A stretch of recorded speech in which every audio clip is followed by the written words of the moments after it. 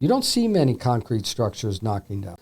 They're beautiful. I love wood. I've done some beautiful wood houses, but they're not practical for climate events like fires. Canada, you have a wee bit of the California.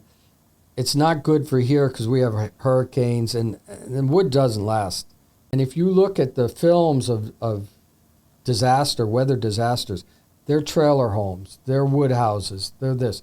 You don't see many concrete structures knocking down. So we need to build. We have the ability to build structures that can withstand these events. We can't control these events.